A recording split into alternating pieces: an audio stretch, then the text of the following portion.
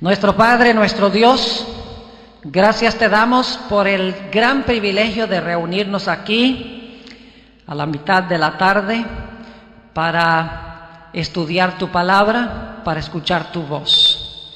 Te quiero pedir, Señor, que bendigas a cada persona reunida en este lugar. Quita de nuestra mente y nuestro corazón cualquier prejuicio que podamos tener y háblanos directamente por medio de la influencia de tu Espíritu Santo. Te doy gracias por escuchar esta oración, porque te lo pido en el nombre de Jesús. Amén. Quiero comenzar en esta tarde leyendo un versículo que encontramos en Apocalipsis, el capítulo 21 y el versículo 8. El marco de este versículo es después del milenio, después de los 1000 años de Apocalipsis 20. La santa ciudad Nueva Jerusalén ha descendido del cielo a la tierra. Y nos dice el versículo 8 de Apocalipsis 21 lo siguiente en ese marco histórico específico. Pero los cobardes e incrédulos, los abominables y homicidas, los fornicarios y hechiceros, los idólatras y todos los mentirosos tendrán su parte en el lago que arde con fuego y azufre, que es la muerte segunda. Este versículo habla del castigo que se menciona en el mensaje del tercer ángel. Ahora nos estamos adelantando un poco en los temas de la tarde a la secuencia que estamos llevando, porque todavía no hemos hablado del mensaje del tercer ángel, pero el mensaje del tercer ángel está conectado con el del primero.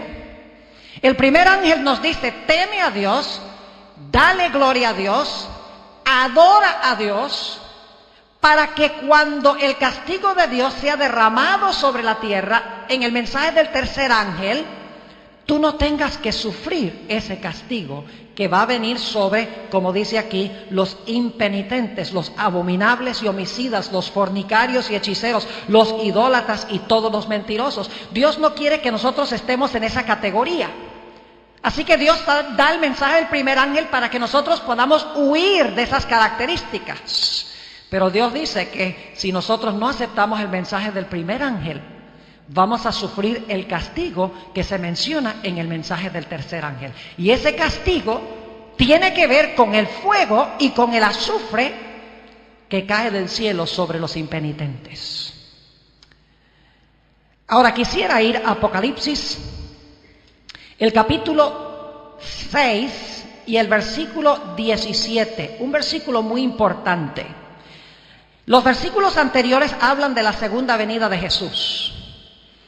Y culmina este pasaje en el versículo 17 con una gran pregunta. Si ustedes leen los versículos anteriores, van a notar que dice que los impíos se van a esconder en las cuevas y van a rogar que las piedras caigan sobre ellos.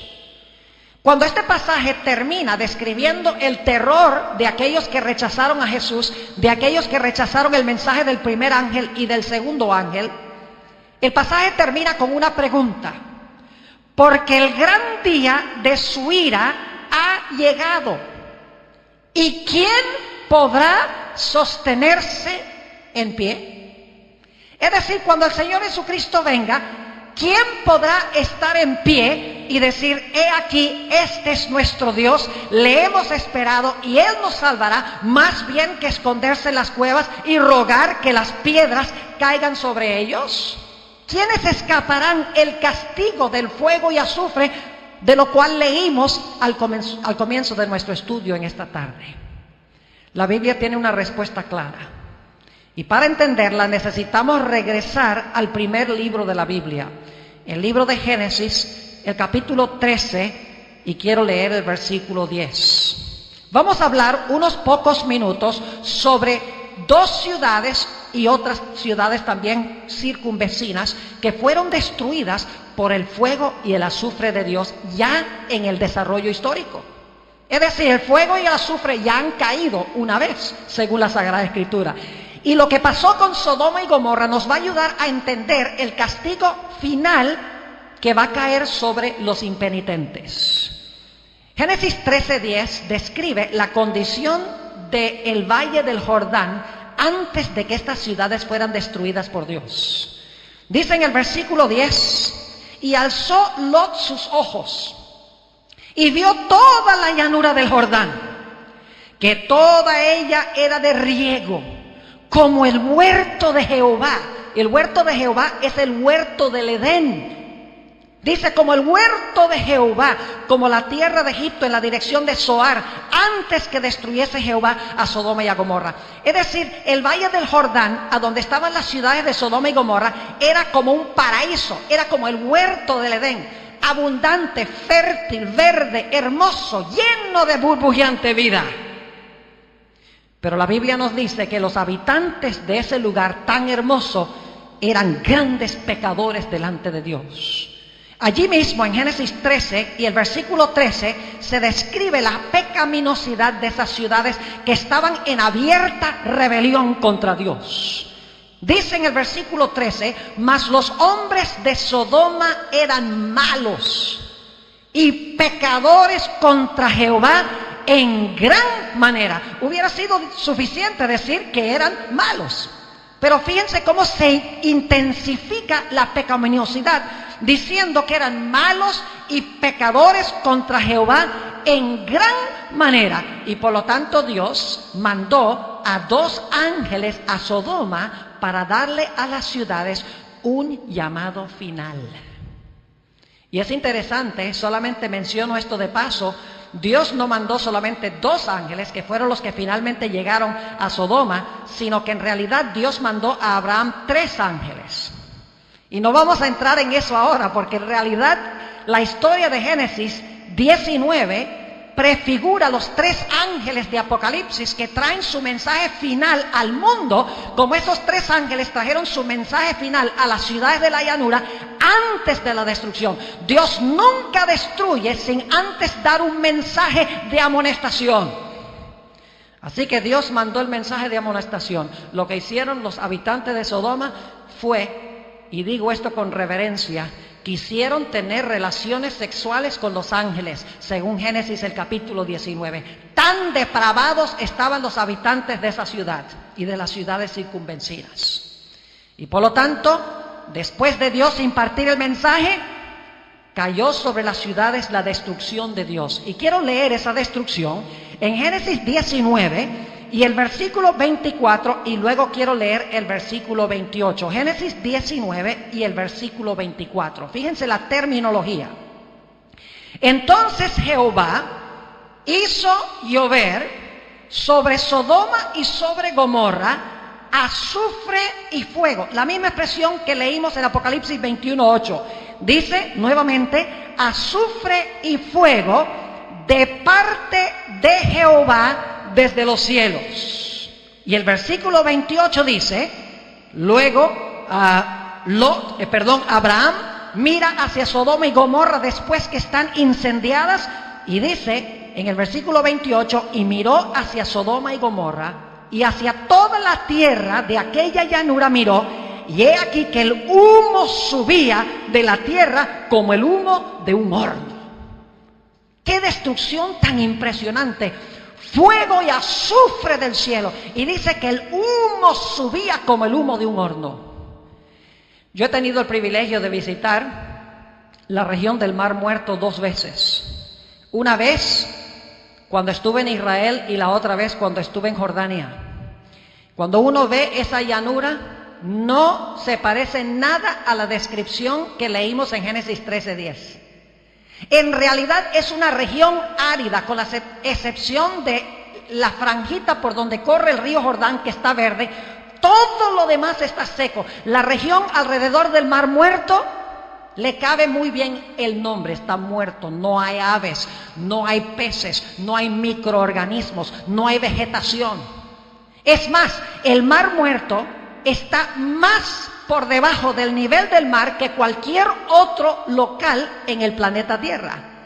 Está por lo menos a cerca de 500 metros por debajo del nivel del mar.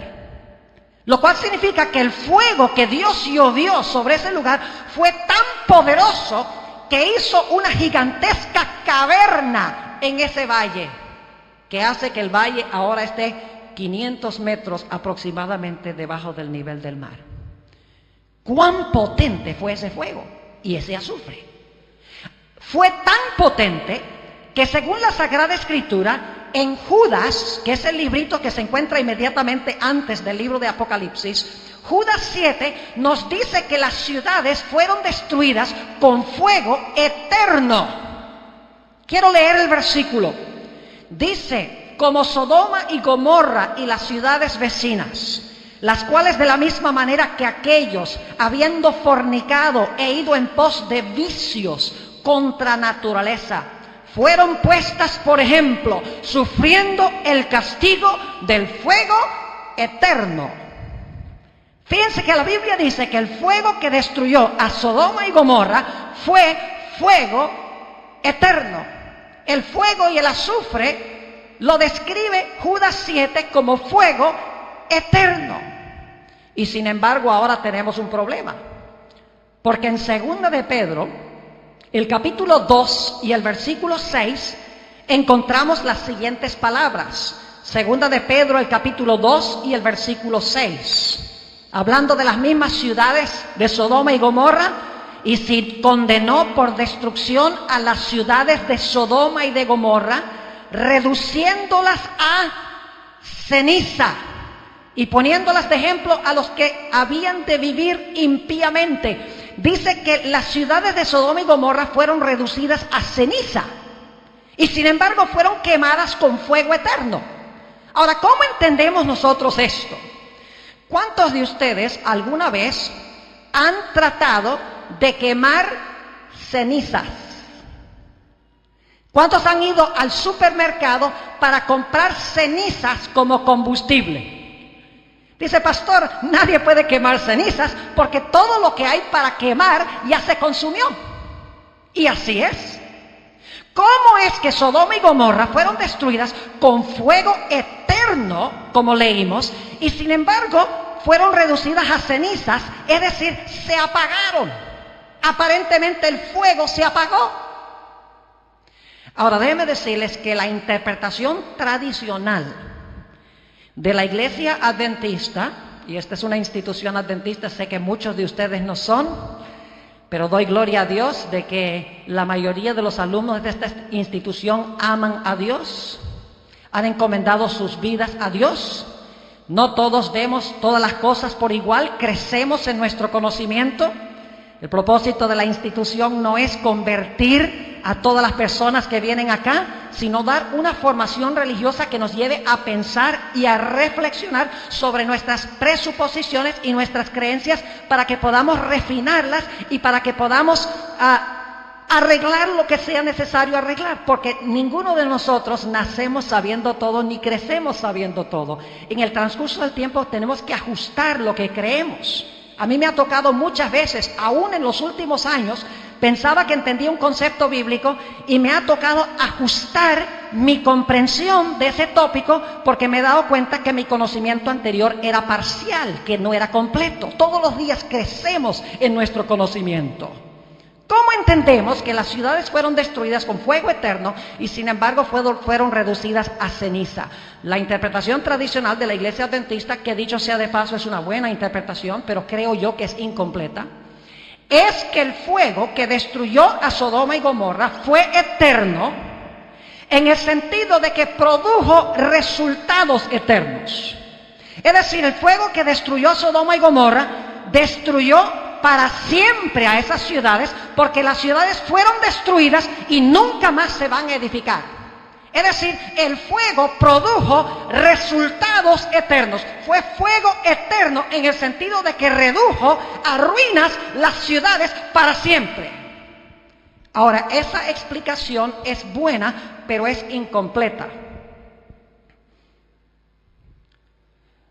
Porque el fuego que destruyó a Sodoma y Gomorra todavía se está quemando hoy. Y ustedes dicen, pastor, se acaba de contradecir, porque dijo que las ciudades fueron reducidas a cenizas. las ciudades se apagaron. ¿Cómo dice que el fuego que destruyó a Sodoma y Gomorra aún arde hoy? Aún está ese fuego encendido hoy. Vamos a ver lo que dice la Biblia en cuanto a esto. Es cierto que las ciudades que el fuego quemó se apagaron, pero el fuego no se apagó. El fuego sigue ardiendo. Vayan conmigo a Deuteronomio, el capítulo 4 y el versículo 24. Deuteronomio, el capítulo 4 y el versículo 24. Un texto muy importante para la comprensión de lo que estamos estudiando en esta tarde. Y vamos a leer el versículo 23 para captar el contexto. Dice Dios a Israel: guardaos, no os olvidéis del pacto de Jehová vuestro Dios, que Él estableció con vosotros, y no os hagáis escultura o imagen de ninguna cosa que Jehová tu Dios te ha prohibido. Es decir, no adores a otros dioses, no tengas imágenes. Y luego da la razón por la cual no se debe practicar idolatría. Dice: porque Jehová tu Dios es fuego consumidor. ¿Qué es Jehová? Dice que Jehová es fuego consumidor. Noten también lo que dice el Nuevo Testamento, el libro de los Hebreos, el capítulo 12, Hebreos el capítulo 12, y quiero leer el versículo 28 y 29, Hebreos 12, 28 y 29.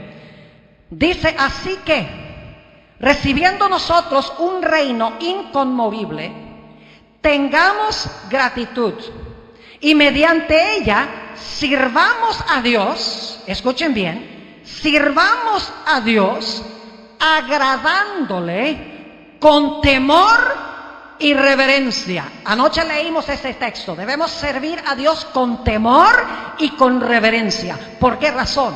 Versículo 29. Porque nuestro Dios es fuego consumidor.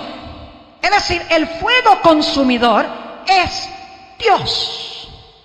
Ahora yo quiero preguntar, ¿por cuánto tiempo ha existido Dios? Por 6,000 años, ¿verdad? Desde que destruyó Sodoma y Gomorra ha existido Dios. Claro que no. La Biblia dice que Dios es eterno. Es decir, por la eternidad Dios ha sido un fuego consumidor. No significa que literalmente Él son llamas de fuego. Lo que quiere decir es que la gloriosa presencia de Dios es como fuego consumidor, es como fuego abrasador contra el pecado. Y cuando Dios quita la nube que oculta su gloria, el resultado es destrucción con fuego, porque Dios es fuego consumidor. Es decir, el fuego todavía está ardiendo hoy, porque el fuego es Dios. Vamos a Éxodo 24 para entender un poco mejor esto. Éxodo, el capítulo 24 y el versículo 16 y 17. Éxodo 24 y el versículo 16 y 17 nos va a ampliar este punto. Dice allí lo siguiente, y escuchen bien: y la gloria de Jehová reposó sobre el monte Sinaí. ¿Qué fue lo que reposó sobre el monte Sinaí? La gloria de Jehová. Y la nube, ¿qué hizo? Y la nube lo cubrió por 6 días. Es decir, la gloria de Jehová no se manifestó plenamente, sino que su gloria estaba oculta detrás de una nube, porque si no hubiera estado la nube, todo el pueblo hubiese sido destruido. Dice: y la nube lo cubrió por 6 días, y al 7º día llamó a Moisés del medio de la nube. Y la apariencia de la gloria de Jehová era como un ¿qué? Como un fuego abrasador en la cumbre del monte a los ojos de los hijos de Israel. Noten que el fuego de Dios es su gloria. Y Dios siempre ha tenido esa gloria. La gloria de Dios siempre ha sido como un fuego consumidor. Por eso es que el Señor Jesucristo, cuando vino a esta tierra, ocultó su gloria debajo de un cuerpo humano. Porque si Jesús hubiera venido a este mundo con la gloria que Él tenía con su Padre, antes que el mundo fuese, todos los seres humanos hubiesen sido destruidos en vez de salvarlos. Y por lo tanto el Señor Jesucristo veló su gloria dentro de un tabernáculo o de un cuerpo humano, como Dios cubrió su gloria con una nube en el monte Sinaí. Pero cuando Dios retiraba la nube, inmediatamente manifestaba su gloria, la luz gloriosa que le pertenece, y venía la destrucción. Ahora, ¿qué pasa con los impíos al final cuando Dios revela su gloria? Cuando Dios se revela como fuego consumidor, como dice la Biblia. Vamos a leer en el libro de Malaquías, el capítulo 4 y el versículo 1 y también el versículo 3. Malaquías, el capítulo 4 y el versículo 1, y vamos a leer también el versículo 3. Aquí están hablando de la venida de Jesús. Y dice, porque he aquí viene el día ardiente como un horno. Y todos los soberbios y todos los que hacen maldad serán estopa.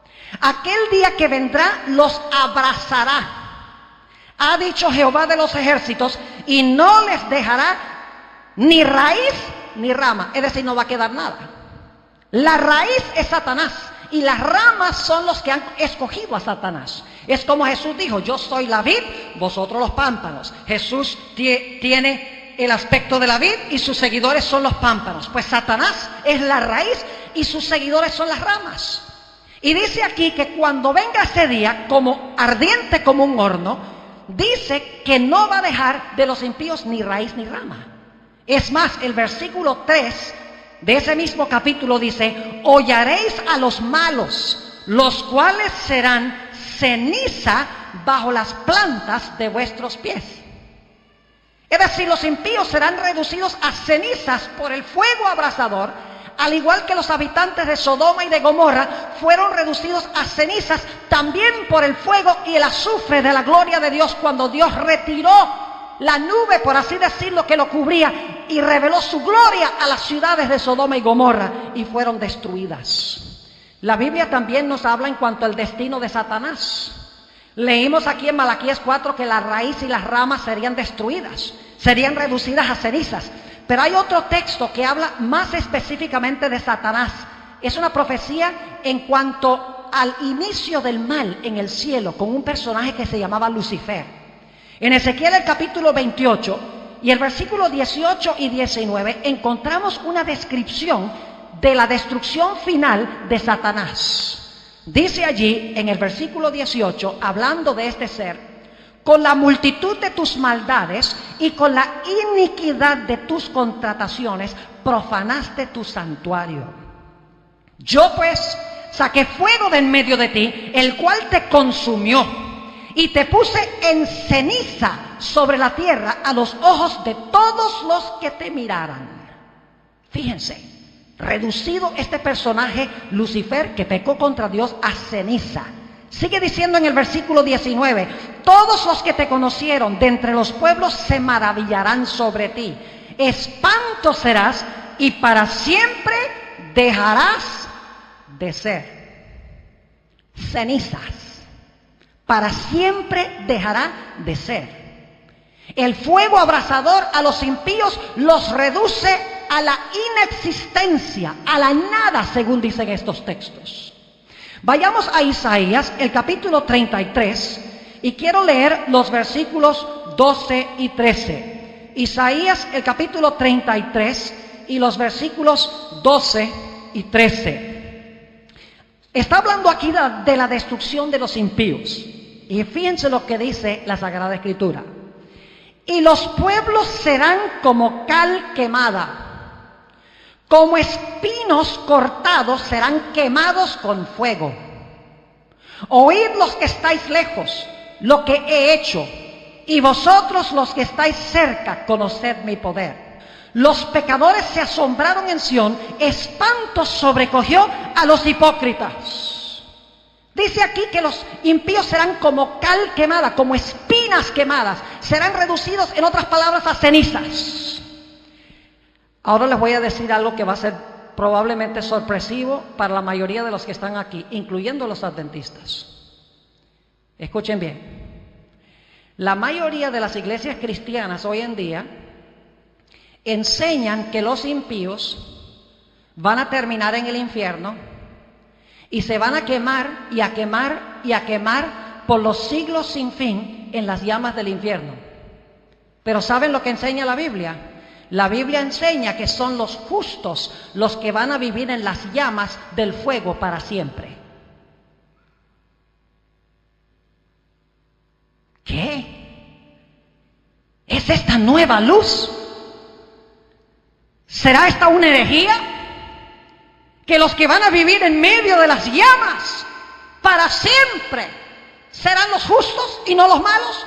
Ya vimos que los malos son reducidos a cenizas. Ellos no pueden vivir en medio de las llamas. Noten lo que sigue diciendo en Isaías 33. Y el versículo 14, la segunda mitad del versículo, dice: ¿quién de nosotros morará con el fuego consumidor?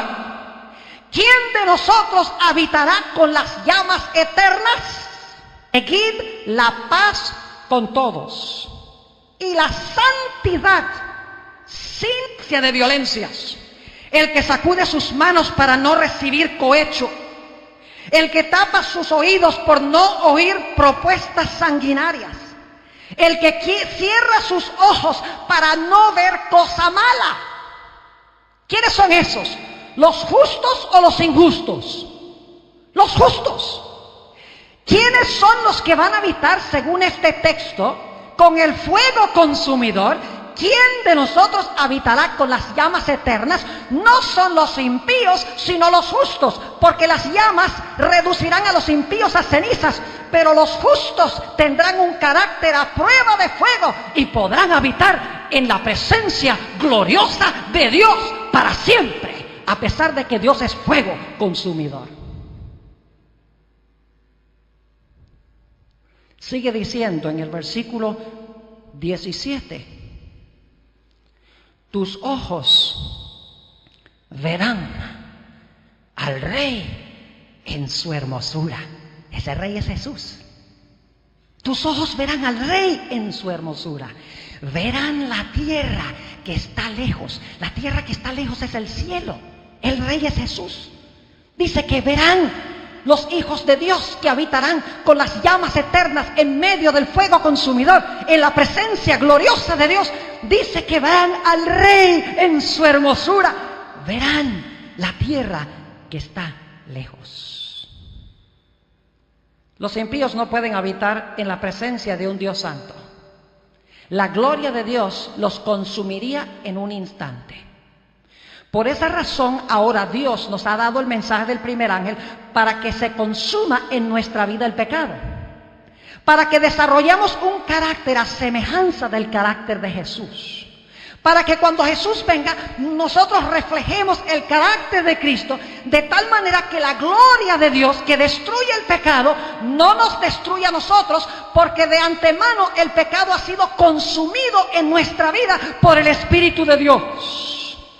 Por esa razón, en el Nuevo Testamento, mis apreciados jóvenes y hermanos, vez tras vez tras vez, cuando se habla de la segunda venida de Cristo, se enfatiza el tipo de carácter que vamos a necesitar tener cuando Cristo venga. Porque la Biblia dice: el gran día de su ira es venido. ¿Quién podrá estar firme? ¿Quién podrá habitar con las llamas eternas? ¿Quién podrá estar en la presencia de aquel cuya gloria es fuego consumidor? Solo aquel que tenga un carácter a semejanza del carácter de Él. Por eso el mensaje del primer ángel dice: teme a Dios, dale gloria a Dios, adora a Dios. Permite que el Espíritu Santo purifique y limpie tu vida, para que cuando Él venga no te escondas en las cuevas, ni ruegues que las piedras caigan sobre ti, sino que puedas decir: he aquí, este es mi Dios, le he esperado y Él me salvará. En Hebreos, el capítulo 12, encontramos una referencia a la segunda venida de Jesús. Y quiero leer otra vez esos versículos que leímos de antemano, Hebreos 12 y el versículo 28 y 29. Dice ahí el apóstol San Pablo: así que, recibiendo nosotros un reino inconmovible, tengamos gratitud, y mediante ella sirvamos a Dios, agradándole con temor y reverencia. Es decir, el apóstol San Pablo está diciendo que debemos servir a Dios Con temor, debemos agradarle con temor y reverencia. ¿Por qué razón? Porque nuestro Dios es fuego consumidor. Si ustedes leen los versículos anteriores, van a ver que se está hablando de la segunda venida de Jesús. Vayan conmigo al versículo 14 de ese mismo capítulo. Fíjense lo que dice el apóstol San Pablo. Seguid la paz con todos y la santidad, sin la cual nadie verá al Señor. ¿Recuerdan Isaías 33? Verán al Rey en su hermosura. Aquí dice que sin santidad nadie verá al Señor. En Mateo 5 y el versículo 8 dice: bienaventurados los de limpio corazón, porque ellos verán a Dios. Se necesita una preparación especial del carácter para ver a Dios. Tenemos que pasar tiempo con Jesús. Tenemos que aprender a orar. Tenemos que aprender a estudiar su palabra. Tenemos que hablar a otros de Jesús. Tenemos que venir a las reuniones religiosas. Tenemos que poner nuestra vida espiritual en primer lugar. Acercarnos al Maestro para que cada día podamos reflejar su carácter. Primera de Juan, el capítulo 3. Y el versículo 1 al 3 es un pasaje hermoso que enfatiza el mismo punto. Vez tras vez, cuando se habla de la segunda venida, se habla de la necesidad de santidad. Y créanme, hermanos y hermanas, jóvenes, yo creo que el mensaje que más necesita la iglesia hoy es el mensaje de santidad. Porque mucho se habla hoy en la iglesia cristiana: Cristo salva, Cristo te perdona, Cristo te acepta como eres. Yo creo todo eso. Cristo nos salva, Cristo nos perdona, Cristo nos acepta como somos, pero Cristo no nos deja como somos. Te recibe como eres, con todos tus pecados y con todos tus defectos. Te perdona, te mira como si nunca hubieras pecado, pero luego te toma en sus manos y te empieza a moldear y a purificar el carácter, a limpiar el carácter de día en día, a medida que pasas tiempo con Jesús, para que cuando Él venga, como dice la Biblia, estemos sin mancha ni arruga ni cosa semejante. Primera de San Juan, el capítulo 3 y el versículo 1 al 3. Es un pasaje hermoso. Dice: mirad cuál amor nos ha dado el Padre, para que seamos llamados hijos de Dios. Por esto el mundo no nos conoce, porque no le conoció a Él. Amados, ahora somos hijos de Dios, y aún no se ha manifestado lo que hemos de ser. Pero sabemos que cuando Él se manifieste, escuchen bien, seremos semejantes a Él. Porque le veremos, fíjense otra vez el énfasis en los ojos, porque le veremos tal como Él es. ¿Qué debemos hacer en preparación para verlo como Él es? ¿Qué necesitamos hacer para ser semejantes a Él cuando Él venga? Versículo 3. Y todo aquel que tiene esta esperanza en Él, es decir, la esperanza de la venida de Jesús, se purifica a sí mismo como Él también es puro. Tenemos una obra de purificación que debemos permitir que el Espíritu Santo haga en nuestra vida. Créanme que si todos los que estamos aquí tuviéramos ese Espíritu Santo, sacudiríamos literalmente a las naciones a las cuales pertenecemos con el mensaje precioso de Dios para este mundo. Pero lamentablemente en gran medida estamos escondiendo el mensaje, estamos sentados sobre el mensaje, no estamos haciendo nada con él, a pesar de que estamos viviendo en el umbral mismo, a la orilla misma del precipicio de grandes eventos tormentosos que vienen sobre este mundo. Hemos descuidado la preparación necesaria. Los impíos no pueden vivir en la presencia de Jesús. Cristo tiene que limpiar su carácter antes de que Él venga. Yo pregunto, ¿puede coexistir un microbio con antiséptico? El antiséptico mata el microbio. ¿Pueden coexistir la luz y las tinieblas? Claro que no. Donde hay luz, las tinieblas se disipan. Los impíos no pueden vivir en la presencia de Dios. Serían miserables en la presencia de Dios. Porque la Biblia dice que la gloria de Dios es como un fuego consumidor. ¿Qué debemos hacer nosotros? Debemos purificarnos a nosotros mismos como Él es puro. ¿Pero cómo lo hacemos? La Biblia tiene la respuesta. Salmo 119. Aquí el rey David habla específicamente a los jóvenes. Salmo 119 y el versículo 9, y vamos a leer hasta el 11. Dice aquí el salmista David: ¿con qué limpiará el joven su camino? ¿Cuál es la respuesta? Con guardar tu palabra. ¿Cómo se limpia el corazón del joven? Con guardar ¿qué? La palabra. Guardar significa obedecer, leer, escudriñar la palabra. Versículo 10: con todo mi corazón te he buscado. No me dejes desviarme de tus mandamientos. Ahora escuchen: en mi corazón he guardado tus dichos para no pecar contra ti. El secreto para tener una vida pura es guardar la palabra de Dios en nuestro corazón, escudriñar la palabra y estar dispuestos de obedecer la palabra de Dios. Permítame darles un ejemplo para que puedan comprender lo que estoy diciendo. ¿Saben ustedes que cuando nosotros empezamos a estudiar la palabra, y dicho sea de paso, no estoy hablando de estudiar la palabra en un departamento de teología, cumplir las asignaturas que nos dan en la clase? Estoy hablando de un estudio devocional donde yo vengo a la palabra, oro y le digo: Señor, ahora voy a leer tu palabra, revélame los cambios que tú quieres que yo haga en mi vida. Por favor, háblame a mí personalmente, dime qué es lo que en qué necesito yo cambiar. Y hago esa oración y empiezo a leer la palabra. Y por ejemplo, llego a ese texto a donde dice: habéis oído en el antaño, no cometerás adulterio. Mas yo os digo que cualquiera que mira a una mujer para codiciarla, ya cometió adulterio en su corazón. Fíjense que yo leí ese versículo. Y si yo tengo problemas en esa área, ahora el versículo me empieza a leer a mí. Porque yo leí el versículo, pero el versículo ahora me habla y me dice: ese problema es el tuyo. ¿Me explico? Sí, porque dice: mira, todas esas cosas que estás mirando en el internet que no debes mirar, la pornografía, las películas, la forma que miras a las mujeres, lo que tú acabas de leer, ese eres tú. Yo empiezo leyendo la Biblia y ahora la Biblia me empieza a leer a mí y me revela lo que soy, me revela la necesidad que tengo de limpieza.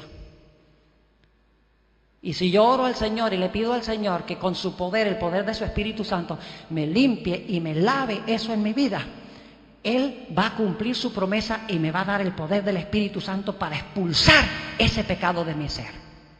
Pero no sucede al menos que esté leyendo la Biblia con oración, con un corazón abierto, con sinceridad, teniendo, como dice la Biblia, hambre y sed de justicia, de ser semejante a Jesús. Cuando vamos a la Biblia debemos decir: Señor, yo soy pecador, muéstrame mis defectos, muéstrame dónde estoy fallando. Yo quiero ser más y más como Jesús. Y Señor, quítame aquello que impide una comunión contigo. Limpia mi vida. Así debemos estudiar la palabra de Dios. Así escondemos los dichos de Dios en nuestro corazón para no pecar contra Él.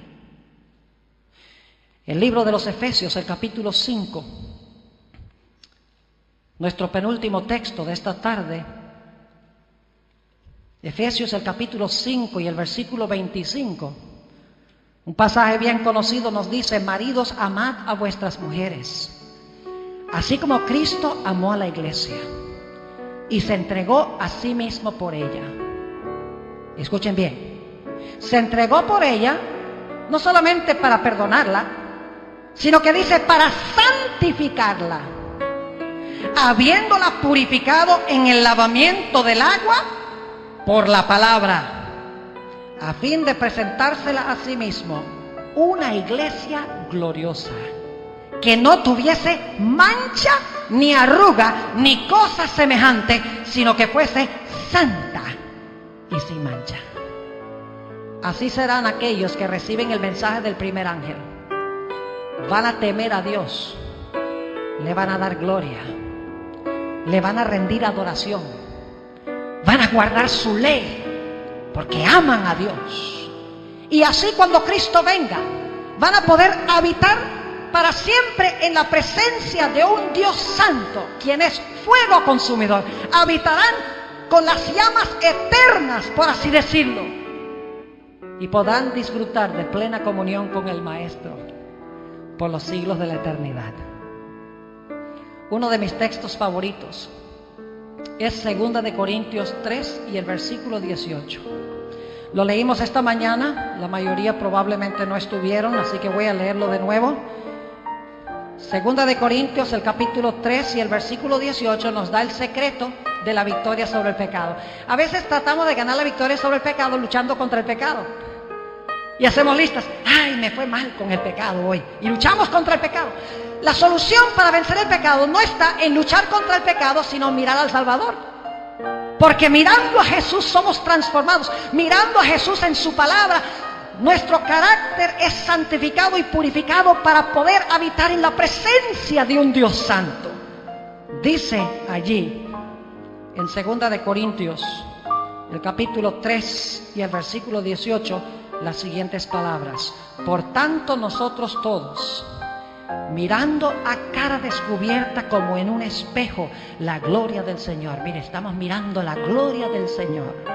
¿Somos qué? Transformados. Mirando la gloria de Jesús en su palabra, somos transformados. La palabra que se usa aquí es metamorfoo, de donde viene nuestra palabra en español metamorfosis. Una metamorfosis es extraordinaria. Un gusano cambia a una mariposa. ¿En qué se parecen? Casi en nada. Así, si tú eres pecador, si tienes luchas en tu vida con el pecado, Jesús te puede cambiar de un pecador a un santo, contemplando a Jesús en su palabra y pidiendo que Él limpie tu vida. Dice, somos transformados de gloria en gloria, en la misma imagen, como por el Espíritu del Señor. ¿Quiénes habitarán con el fuego abrasador? ¿Quiénes habitarán con las llamas eternas? Aquellas personas que son limpios de corazón y limpios de manos, porque han permitido que Jesús, a través de su palabra, venga y limpie la vida. Estos verán al Rey en su hermosura, verán la tierra que está lejos. Quiero preguntar en esta tarde, ¿hay alguien aquí en esta tarde que quiere decirle al Señor Jesús: Señor Jesús, hay cosas que yo tengo en mi corazón, que yo tengo en mi vida, que yo quiero que tú limpies? Yo quiero leer tu palabra y quiero que tú me muestres esas cosas que me separan de ti. Y yo quiero, Señor, no solo que me muestres esas cosas que necesitan cambiar, sino que a través del poder de tu Espíritu Santo, tú expulses y limpies esas cosas de mi vida. ¿Hay alguien en esta tarde que quiere que yo tenga una oración para pedirle esto a Jesús? Que limpie algo de tu corazón. Levanta la mano y déjala levantada. Pues yo quiero tener una oración especial para ti. No levantes la mano nada más por levantarla, pero si tienes una lucha con el pecado, no significa que es un pecado súper grave, súper terrible, pero con cierta cosa en tu vida que es una lucha constante que te gustaría vencer, y quieres que yo tenga una oración en esta tarde para que Dios te ayude a vencer eso, levanta la mano, porque voy a tener una oración ahora. Gloria a Dios. Oremos. Padre Celestial, sabemos que tú eres un Dios de amor, pero tu gloria es fuego consumidor. Por eso es que en tu amor nos has revelado en tu palabra cómo podemos preparar un carácter a prueba de fuego, para que como Shadrach, Mesach y Abednego podamos caminar en medio del fuego sin ninguna preocupación. Tú has visto en esta tarde las manos levantadas, personas que tienen luchas con el pecado en la vida, que quieren vencer esos pecados. Señor, yo me agrego a esa lista. Te ruego, Señor, que cada momento nos reveles a través de tu palabra nuestros defectos, dónde necesitamos cambiar. Y, Señor, danos una abundante porción de tu Espíritu Santo para que pueda expulsar esos pecados de nuestra vida. para que cuando Cristo venga podamos ser de esos que son de limpio corazón y podamos ver a Dios. Gracias, Señor, por escuchar nuestra oración. Nuestro Padre, nuestro Dios, gracias te damos por el gran privilegio de reunirnos aquí a la mitad de la tarde para estudiar tu palabra, para escuchar tu voz. Te quiero pedir, Señor, que bendigas a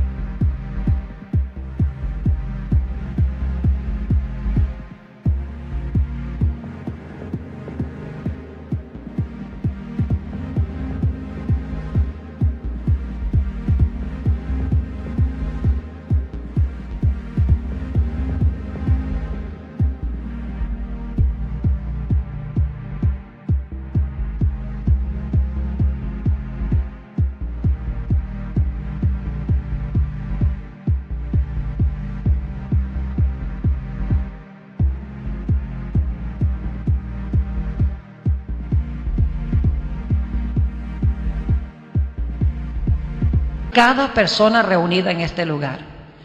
Quita de nuestra mente y nuestro corazón cualquier prejuicio que podamos tener y háblanos directamente por medio de la influencia de tu Espíritu Santo.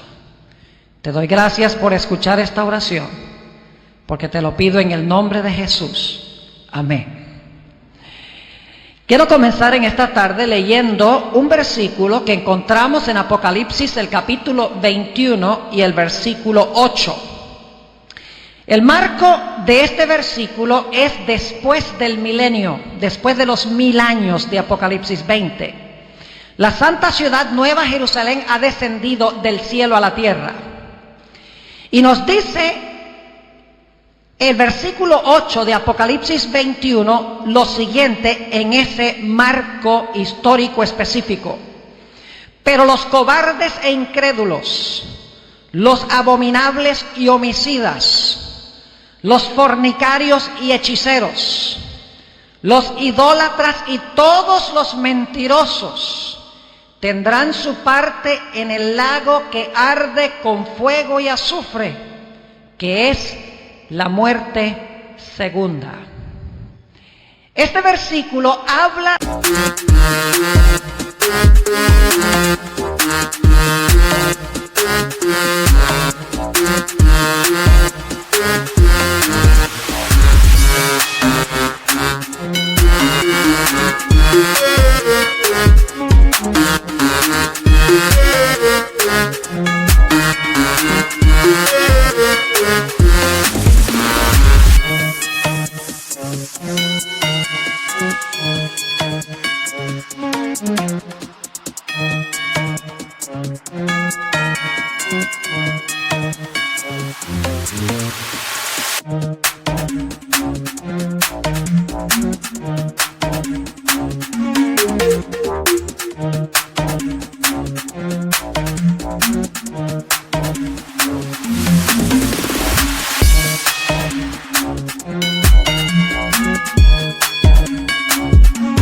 del castigo que se menciona en el mensaje del tercer ángel.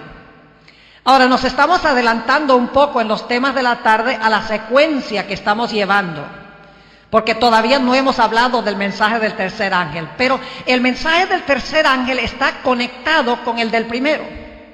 El primer ángel nos dice: teme a Dios, dale gloria a Dios, adora a Dios, para que cuando el castigo de Dios sea derramado sobre la tierra, en el mensaje del tercer ángel, tú no tengas que sufrir ese castigo que va a venir sobre, como dice aquí, los impenitentes, los abominables y homicidas, los fornicarios y hechiceros, los idólatras y todos los mentirosos. Dios no quiere que nosotros estemos en esa categoría.